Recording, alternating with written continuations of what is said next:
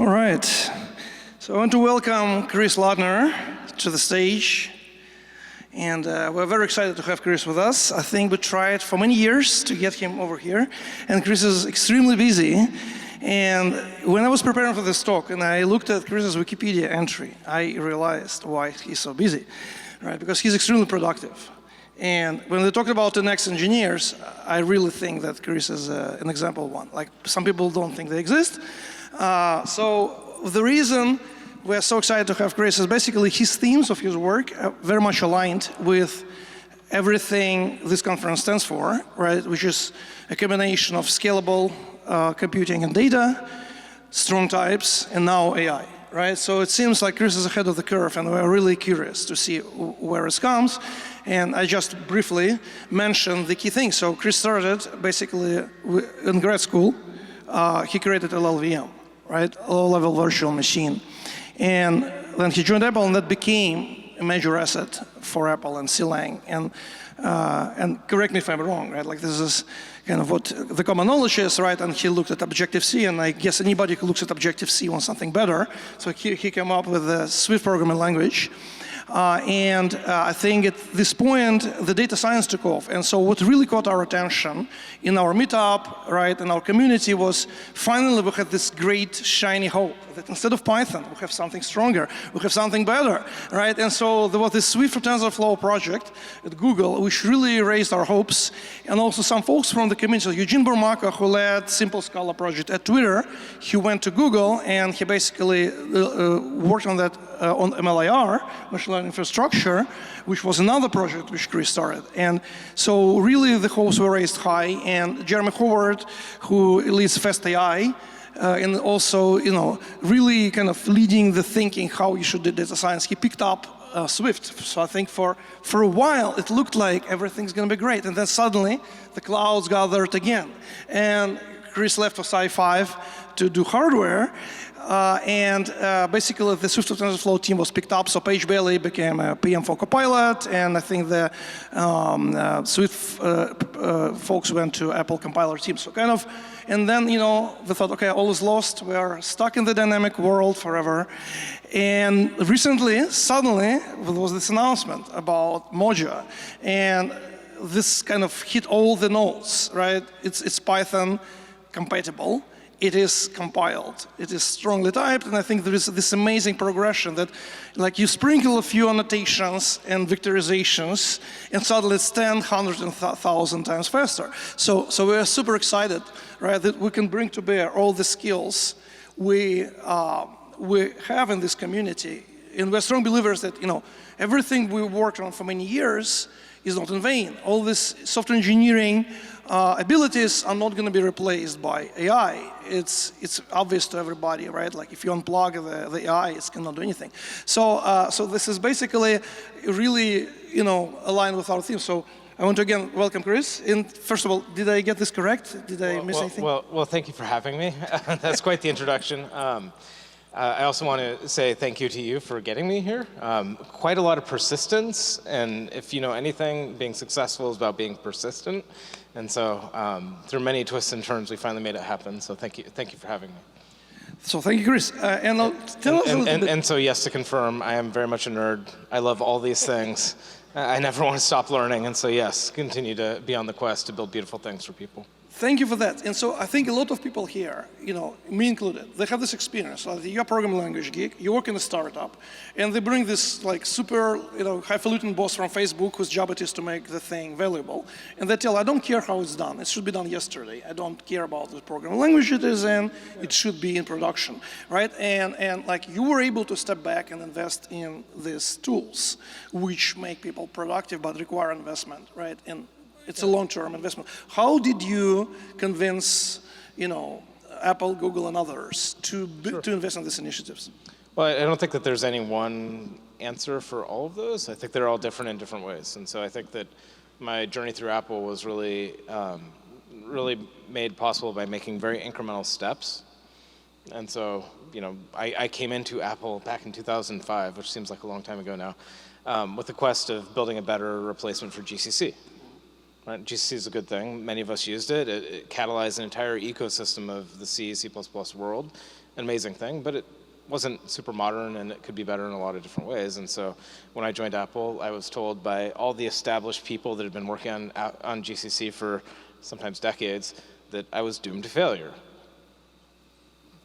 Right? Because GCC had hundreds of people working on it for dozens of years, and so I'm like, what are you doing, kid? Right? And so, I was, maybe I'm not the brightest tool or sharpest tool in the box, I don't know, but I thought it would be fun to go work on this stuff, and I had some support, and it was bounded support. It wasn't a go do whatever you want, go have fun, go spend all of our money. It was, okay, well, go find some way to make LLVM useful to Apple. You have a year or so, and if it doesn't work out, that's fine. You can go work on GCC. That's called motivation, right? And so throughout this journey, right, it was always about figuring out ways to make things incrementally useful, valuable, demonstrate that more investment is worthwhile, and get wins along the way, and then build in credibility, but also build in the technology platform that then allows you to reach higher. And so the first application of LLVM at Apple was actually for JIT compiling OpenGL stuff.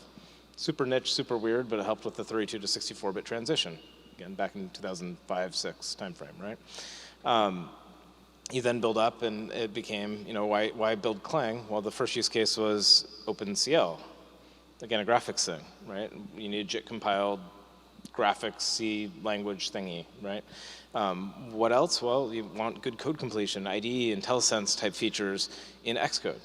Well, you want full power of C++, you need a full parser to deal with that very lovely language that many of us have spent many years on.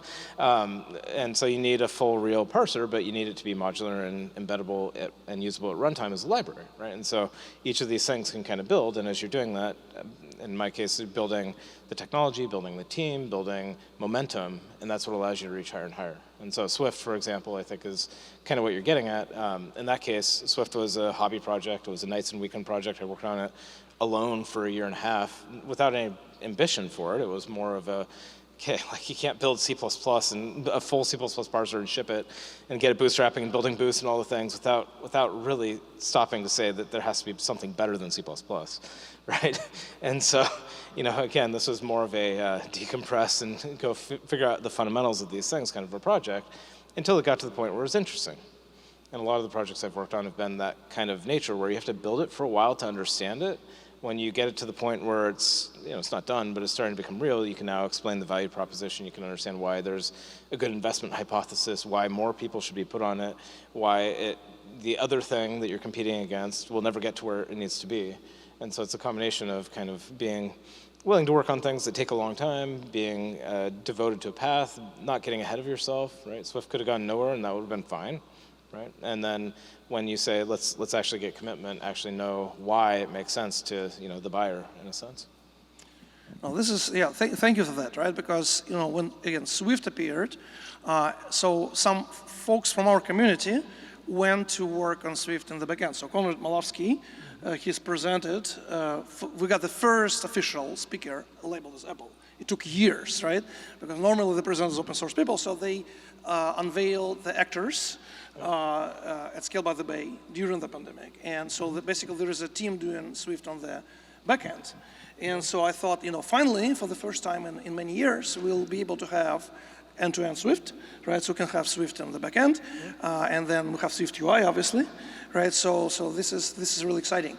So question, Swift is a general purpose language. We don't see things like Spark in Swift, right? Like is it the nature of Swift UI, kind of most developers develop apps?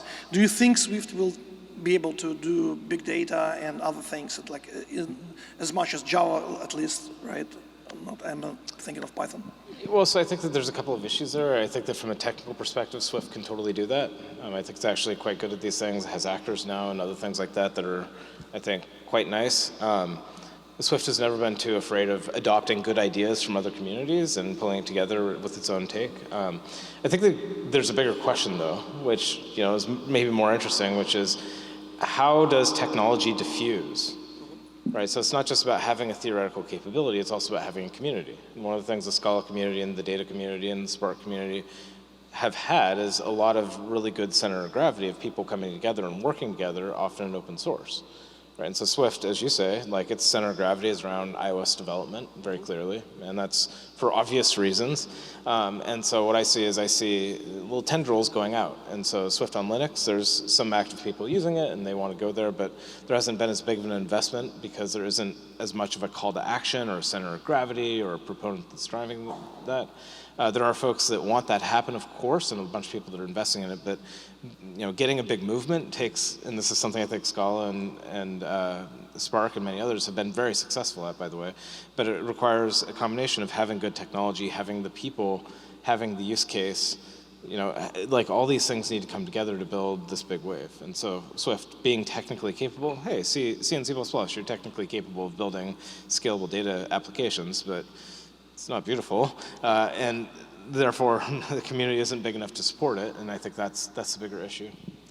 Well, I think that kind of brings up the question of Mojo, right? So I think it's really, it's really amazing again, right? It's kind of, we did not expect this, honestly, right? So over the years, we tried, we searched far and wide to see how we can deal with Python. Can we corral it? Can we surround it by Scala and Java? Can we put it in a box, right? And so what usually happens, we've seen this pattern in production, people who really run at scale, they normally do not run Python directly at scale, right? I used to ask people, like, who runs APIs on Python? Actually, a surprising number of people do, and right. whether it's a good idea or not, it's not really the issue. Yeah. I mean, they normally don't make it here. So, like, I used to ask, does anybody do that? And I know Dropbox, for instance, uses a lot of Python, but like normally nobody admitted to doing this. And so the solution was there was all kind of interesting things. So again, Matei had this project called Weld at Stanford, basically a full program analysis and compilation, where you basically take a Python program and you replace the call sites to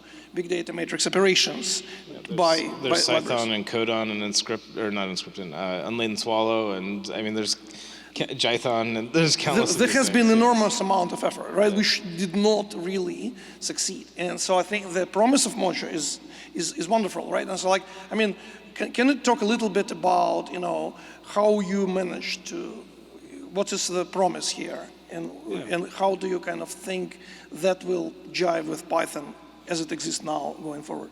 Yeah, so I guess the way I would say it is, in my journeys, I've come to not believe in magic. Okay, so whenever somebody's making an incredible claim, there should be incredible evidence, and there should be a baseline in which it can be explained. It should not be trust me, it's going to be great, right? And so for me, if you look at what Mojo is, there's really two things going on. One is there's a set of technology infrastructures built on top of very low-level compiler nerdery, right? This MLR compiler stuff. There's a whole entirely new stack, which if you want, I can geek out about the compiler bits. And that technology is completely syntax agnostic. In fact, the way we built Mojo is we built the compiler bits from the beginning, and we were writing everything just directly in the internal representation of the compiler to prove and validate the hypothesis that we cared about, which is really not about make Python go fast. It's really about the fact that heterogeneous compute is here.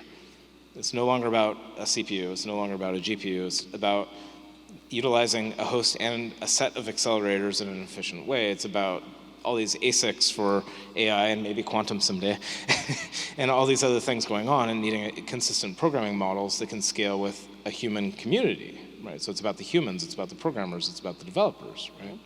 And so this hypothesis we set out, and we wanted to prove that we could generate high-performance matrix multiplications and the things that we cared about, and we realized that we could do that, which was cool, which is very compiler nerdery. Happy to talk about that if you're curious. But then we needed syntax, right? And so I'm not aware of many languages that started from go build the core semantics, go build the compilation model, go build that part of the stack first, and then decide to figure out syntax later. And the reason we did that is, first of all, the first part was really hard. And if you have to move a parser and you have to move the compiler at the same time, like you just have to move around lots of code as you're iterating and changing things. But we always knew that we could bind to a domain-specific language or an API of some sort, or if we had to create a language, then we could do that, right? And when we got to that point, we got to that decision point of, okay, cool, well, we have proven our thesis. It wasn't fully done, but we'd proven the hypothesis, as good scientists will do, that the back-end compiler-y stuff can be useful for what we need to achieve. Now, what is the best way to do the front end? And so then we went looking around and we said, okay, well, here are the problems with doing domain-specific language. The tooling's not great, the interoperability's not great, you can't be fully native, you're stuck with those language decisions, et cetera.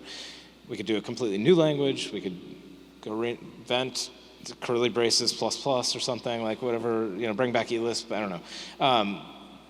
Had been there before, had went through that entire journey, very familiar. I know very much the pros and the cons. And one of the major cons people don't talk about, which I lived with Swift, and I think Scala also went through as well, is that you have this amazing cost to get people on board, because you have to start by retraining people, right? And often the value prop is really great. Yes, Scala is way better than Java was back in the day and things like this, right? The value prop is huge, and you make it familiar so that what you have to learn is reduced. But still, you have to start with retraining for people to see the value. Right, and so what we decided to do is say, hey, well, there's a thing, learn from the Swift for TensorFlow project, for example, that guess what? Developers in general don't want to forget everything they know and retrain from scratch. Many people like to grow. Like if we learn something, I've invested hard into learning Python, and I've put 5 years into learning all these libraries and this ecosystem and the syntax and the goofy bits, where the dragons live, but also the beautiful parts as well. Well, that's cool, I've invested in that, and I don't want to throw it away. But now if you give me something that's better than that, cool, now I can teach myself, I can learn, I can grow as a developer, and I don't have to reset. And so what we decided to do is we said, okay, well, let's take this fancy compiler stuff at the back end, let's then build into a Python-compatible ecosystem, and we're building it from the bottom up, and so we'll build into the full dynamism of Python. But the challenge with Python, in my opinion, is not, there's many challenges with Python, let's be honest, but the challenge with Python isn't that it's dynamic. The problem with Python is that it can't be static, right? And with dynamically typed languages, I actually love dynamic types, even despite all evidence, because I've spent all my years in statically typed languages, but I love dynamic types. The challenge is when you don't have the option to be statically typed where you want it. And so the whole approach with Mojo is say, okay, cool, this part of Python that exists is fine. It's obviously successful. All the data shows the number of programmers, the massive data science ecosystem. There's massive evidence talking about the popularity and the success of Python. The thing that people are missing is that Python's only possible by being built on top of C. And the entire C implementation layer of Python is this dirty, under the sewers implementation guts that hold up the infrastructure of the beautiful city. But a Python programmer shouldn't have to switch languages to get into that part of the world. It turns out people that work at that level should have beautiful things as well. And so a lot of where Mojo is building into is this idea that you can have stack types, you can have traits, you can have wonderful lifetimes and other advanced language features without breaking the thing that makes Python beautiful. And so when you talk about many of the other things that have been built in the Python ecosystem, usually they, in my opinion, end up, and again, there's many of them, it's hard to make a full generalization, but many of them are trust me, I believe in magic. I will use a super fancy compiler to make a dynamic thing into an efficient static thing. Mojo's not doing that. There's no magic. Mojo is about predictable programming model. If you want types, use types. If you don't want types, don't use types. It's fine. There's a right tool for the job thing. It's about get the religion out of here and about embrace people where they are. And I think that's what's very different about Mojo's approach. So, I really love the fact that you basically just decide, here, let's have the syntax for a function, fn, which will be the strongly typed function, right? And you can use def for the old function. So I think this just beautifully introduces, right? How do you think of this? Normally you would not think there's a function definition. How did you come up with this idea? Well, so so here's the bad thing about building into an existing ecosystem is you have to figure out a way to wrangle the things that are unpleasant in your new worldview. And so you have to make it so you're compatible, but you have to make it so that you can have a more pure world for the people that don't want certain behavior, right? And so in Python, of course, everything defaults to being untyped. If you create a collection, it can be heterogeneous. That's a thing, and that set of dynamic behavior is really important, particularly for compatibility, but also for important programming models. But that shouldn't be the default when creating a heap allocated object just because you say for is maybe not the right thing for a systems programming environment, right? And so the way you have both is you provide very clear demarcation of kind of what world you're in and make sure that they're compatible. But one of the things I think that's important about Mojo is it's not just about Python, it's not just about types. It's about pushing forward a number of other things that are quite important. And so metaprogramming, one example. So Mojo has a full compile time metaprogramming system that's inspired by Zig and languages like that, which are quite new. And so the cool thing about that is you can run arbitrary user-defined types, or effectively arbitrary user-defined types in code at compile time. And so why is that valuable? Well, it turns out that, yeah, you want to have heaps and arrays and dictionaries and other stuff at compile time. And if you do that, what you can do is you can make the entire compiler extensible, similar to the way some of the macro stuff and other things have been done in other languages, but do it in a first-class typed world where you can reflect on the compiler IR as you build it. Now, I think Scala has learned that there's some compatibility issues if you do that wrong and if you expose too much state. But if you expose the right amount, if you expose a very simple programming model, you can do, I think, very beautiful things. And so this is one of the ways that we can tackle novel accelerators, is that what you want is like dynamic programs running at compile time that go do things like auto-tuning. What magic parameter do I need to tile this matrix multiplication? Well, you need to go measure it in a lot of cases, right? And so building these kinds of technologies into the compiler infrastructure and into the stack requires a slightly different approach. And this is the benefit of starting a new thing. Right, so now basically you have freedom to add instrumentation. I mean, it always struck me, right? I think a lot of folks who do Python, I think that there is a big impedance mismatch between traditional developers and data scientists, right? So I think a lot of folks who learn Python, they went into data science and they need to learn both data science and the programming language. So Python emerges almost kind of like a non-language, it's pseudocode. So I think because the syntax is so small, right, you don't need to chase everything. Like a fan is amazing, right? Like just use a fan. So I'm wondering, so you basically had it out for a bit, right? And so there are folks creating with Mojo, right? So how do you see adoption? And like, I can give an example what I think which is positive, right? So when TypeScript was created, right, nobody believed it will really, advance as far as it did, right? And so now I see like half of the front-end developers like TypeScript, which was extremely encouraging, and it took a while, right? And then I've seen firsthand like a front-end developer would basically in an IDE they would have a tag.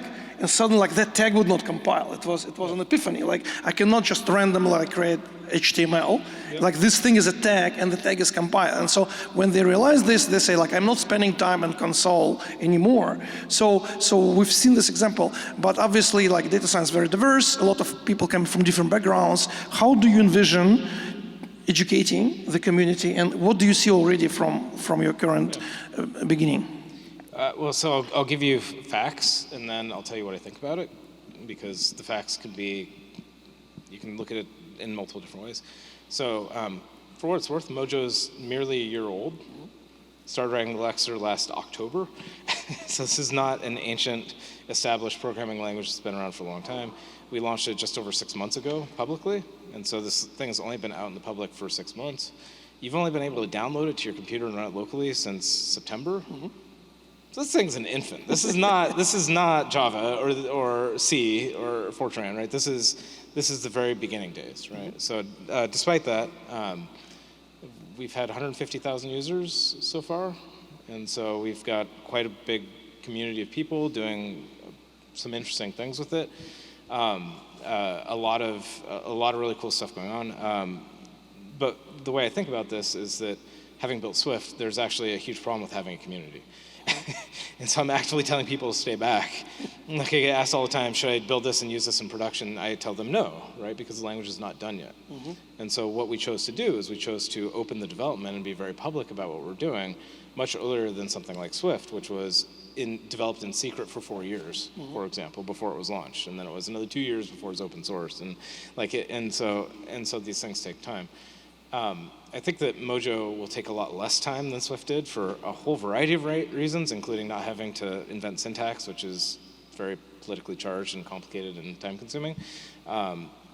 Python's also a very small language, which is also very nice. I mean, it's got its weird corners, but it's not as big as many people think. particularly if you're used to languages like C++. And so I think it will go much faster. But really, what I've tried to reinforce with the community is that our North Star is build the right thing.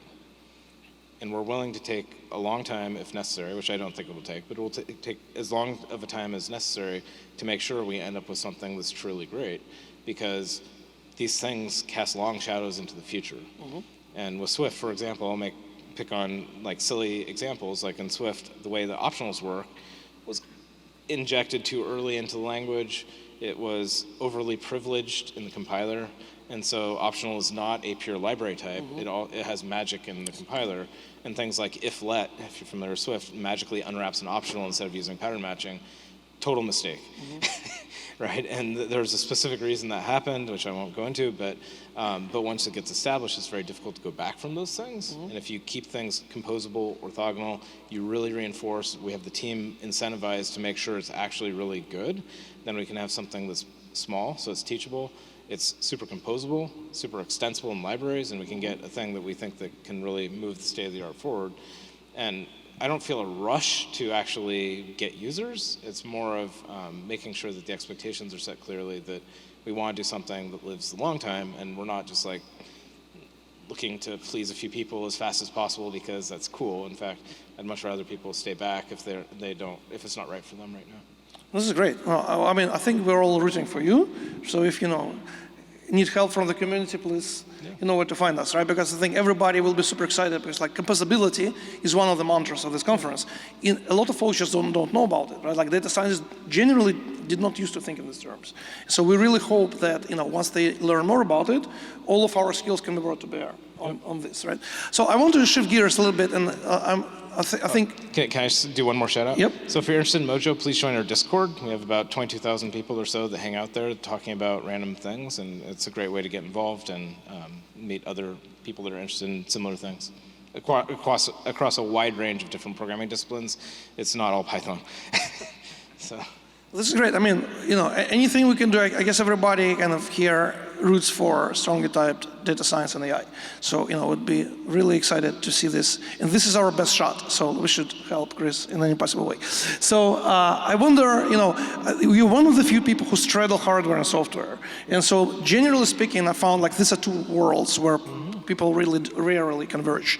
So can you tell us a little bit about your vision here, because you initiated MLIR, you went to Sci5, right? Can you tell us why did you choose from Swift TensorFlow go to Sci5? What's exciting for you in hardware? And obviously with AI, we now see all these accelerators emerging. So there was just open source accelerator foundation, UXL, where Intel donated its assets to Linux Foundation. Where do you see kind of hardware, software co-development going? What's the Mojo role in this? Where should we focus as mostly software developers? What should we keep an eye on in the accelerated AI world?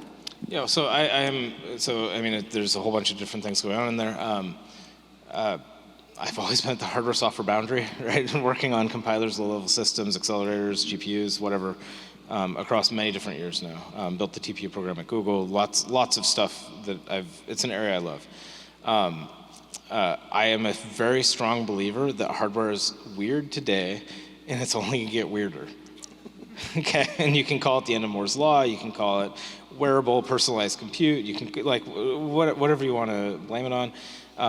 We see a lot of the suffering that's happening right now with accelerators in the AI space, and you see lots of people who are building into, okay, I have my new matrix multiplication accelerator, or my edge accelerator, or my let's go fight with NVIDIA for data center supremacy thingy, right? I mean, there's many different aspects here, but none of these things have a software stack, right? And so, as I extrapolate forward and I look at where the world will be, not just today, but where it will be in 5 years, where it will be in 10 years, we're not going back to where we came from.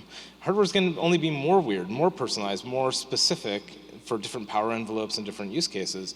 And the way I think that, for example, Sci5 approaches this is really good because it's building scalable, also in Scala, hardware designs that are actually much more like software and are reconfigurable so that when you instance one of these things, you get something that's really optimized for your use case.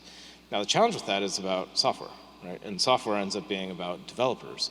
And where do you get and how do you get folks using a lot of these novel, exciting pieces of hardware for more than just one use case, right? And so sure, you can get a CNN running a smart camera if there's only one thing you want to run, But what I think we as an industry are struggling with is, in this realm of amazing, diverse, crazy hardware, how do we program it? Right? That question is something that every single one of these devices end up getting their own software stack, not because necessarily any one of these hardware people want to like make a proprietary stack, it's because they literally have nothing to plug into. There is no good choice. There's no LLVM for machine learning, right? And so a lot of what we're doing at Modular is we're building that stack, that solution that is designed for heterogeneous computing, has a consistent set of tools and programming models that allow individual hardware makers to really specialize in their domains. And one of those domains is AI, but so is media processing, so is high-performance networking. So there are many of these domains that are here today, and it's only going to become more common in the near future. Thank you. So I think we have a few minutes for questions, and the speakers will have Q&A sessions after the talk. So you can ask Chris at the Q&A island. But for now, we have a few minutes for questions. So if you have a question, raise your hand. We'll bring the mic to you, and I can do that. Yep. Any questions?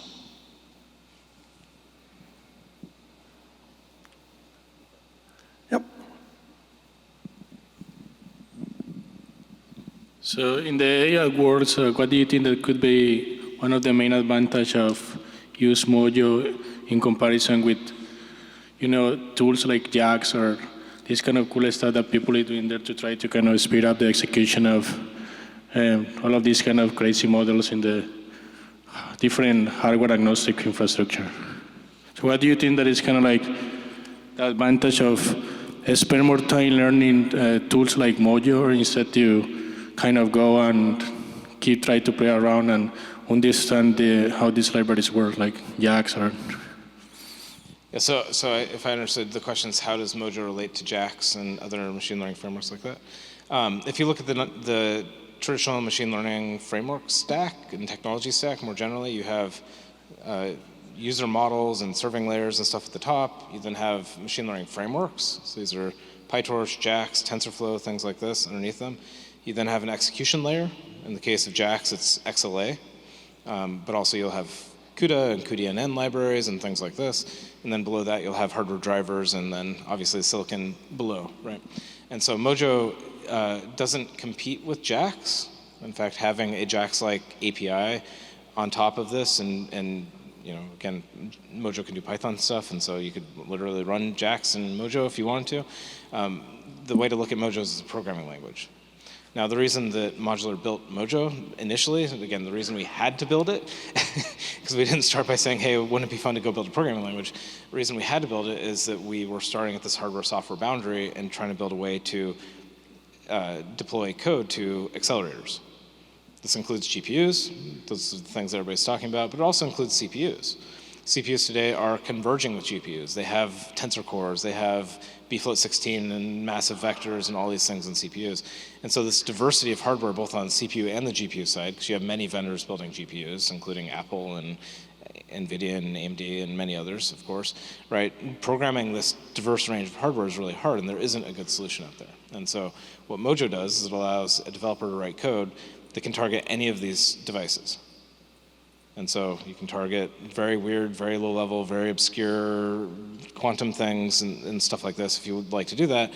But then you need the next level up that then provides the hardware abstraction thing, right? It's great to be able to write code for any one GPU, but if you're running an 8 GPU system, how do you orchestrate and balance the workload across those 8 GPUs?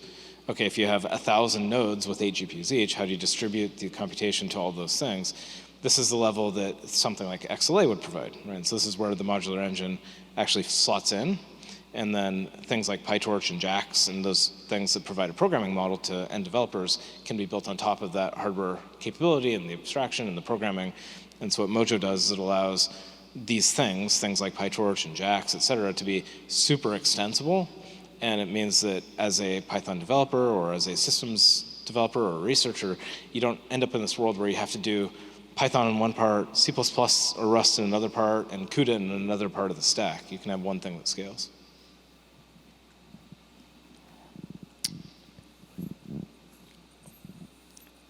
Other questions? Thank you.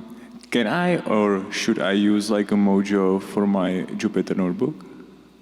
Mojo works great in Jupyter Notebooks. You can run it hosted or locally on your machine if you'd like to. Do you have a more specific question?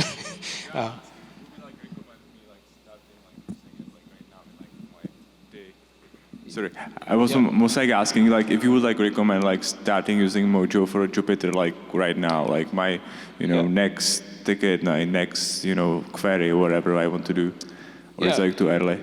So Jupyter Notebooks are a very popular way to use Mojo, just like it is for Python. Mojo has a bunch of really cool advantages. I mean, as a hybrid typed untyped language, you get code completion that's actually pretty good, and you get LSP support in Visual Studio Code if you're using that kind of thing. We have a full tool suite that goes with it because it's a real language. It's not just a research project. The reason people often like Mojo is that if you're stuck in this hybrid Python, C++ world, you can have one thing that scales. So you can have a debugger that works both for the performance stuff and for the high-level stuff, which is pretty cool, right? I mean, it's like simple things like this. A lot of folks enjoy, you can just add a few type annotations, and now, unlike TypeScript, where type annotations are about safety, in Mojo, type annotations affect the compilation model. And so you just say, okay, cool, I have an object, it's a heap allocated Python-y thing, which is a big int. If I say, here, it's a capital I int, well, now it's a word size thing that fits in a CPU register, it goes way faster, right? And now, if you do that, if you decide that you want to use types, which you don't have to, but if you decide the types are good, which I think some of you might, you get massively better performance, you get better scalability, you get, you get full access to vectors and parallel multi-core hardware, and coming soon, lifetimes, so very Rust-style, very fine-grained memory management support without a garbage collector, which is also a big deal for accelerators and things like this, but without the usability challenges that Rust kind of tied into that. So anyways, so there's a lot of different things, and Jupyter Notebooks are a great way to try that. All right, thank you very much, and we really thank you, Chris, for coming.